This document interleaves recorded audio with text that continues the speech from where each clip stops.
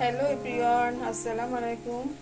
কেমন আছো বন্ধুরা? আমি খুব ভালো আছি। তো আমি চলে এসেছি রান্নাঘরে, একটা ছোট্ট রেসিপি বানাবো। যার জন্য আমি এখানে সুজি নিয়েছি আর এখানে আটা নিয়েছি।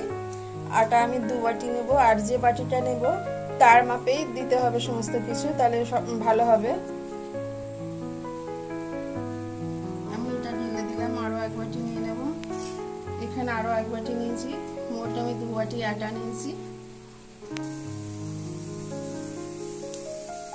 আর সুজিটা নেব ওই বাটিরই হাফ বাটি।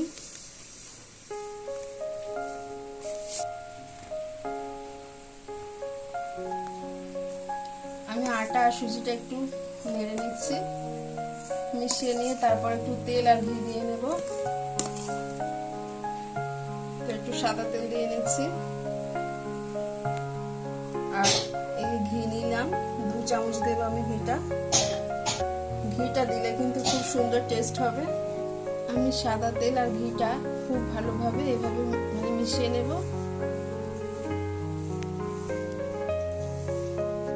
তো এটা আমার মেশানো হয়ে গেছে খুব ভালো।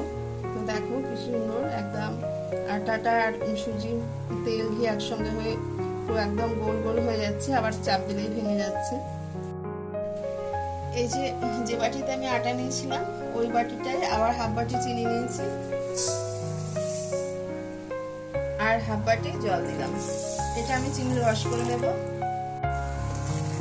তো আমার চিনির রসটা হয়ে গিয়েছে, হালকা একটু ঠান্ডা করে নেব। এবার আমি চিনির রসগুলো এইভাবে দিয়ে দিচ্ছি, মানে খুব একটা গরমও না আর খুব ঠান্ডা না, মাঝারি মতো গরম ঠান্ডা মিশিয়ে। প্রথমে আমি চামচ দিয়ে একটু নেড়ে নিচ্ছি, তারপরে হাত দিয়ে খুব সুন্দর করে এটা মেখে নেব। আমি এটা হাত দিয়ে খুব ভালো করে মেখে নিচ্ছি। তো দেখে একটু মনে হচ্ছে যেন একটু শক্ত হয়েছে, কিন্তু শক্তটা অতটা হবে না, মাখতে মাখতে ঠিক হয়ে যাবে। এই যে আমার মাখা হয়ে গেছে, সুন্দর করে আর একটু ভালো করে মেখে নে তারপর শেপটা দিয়ে নেবো বিস্কুটের।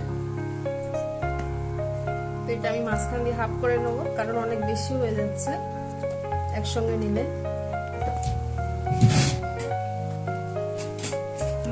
একটা চাকু নিয়েছি, পিস পিস করে নেবো।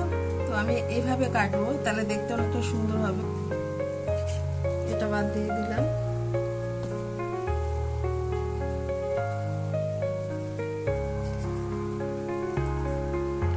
আমি বিস্কুটগুলো একটু ছোট ছোট করে নিয়েছি, তো একটু কাটতে গিয়ে এ হয়ে গেছে, এটা আমি চেপে চেপে ঠিক করে নেব। তো আমি আগে সবগুলো এইভাবে কেটে নিই।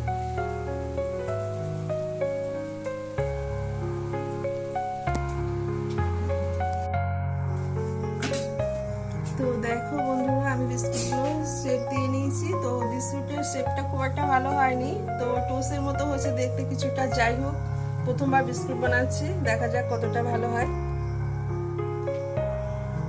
কড়াই বসিয়ে দিয়েছি আর তেলটা হালকা গরম হয়েছে, খুব হাই হিটে দেওয়া যাবে না।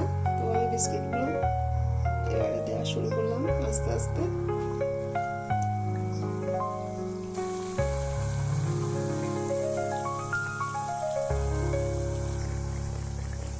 এভাবে আস্তে আস্তে ভাজতে হবে, যেহেতু বিস্কুটটা খাস্তা বানাতে গেলে তো একদম আস্তে দিতে হবে। তো আমার এই সাইডে কালার চলে এসছে, আমি একটু উল্টে দেব।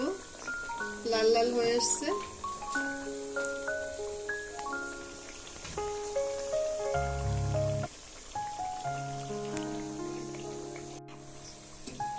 আমার এই বিস্কুটগুলো কালার চলে এসছে, আর দেখে তো মনে হচ্ছে খাস্তা হয়েছে। আমি এগুলো তুলে নেব।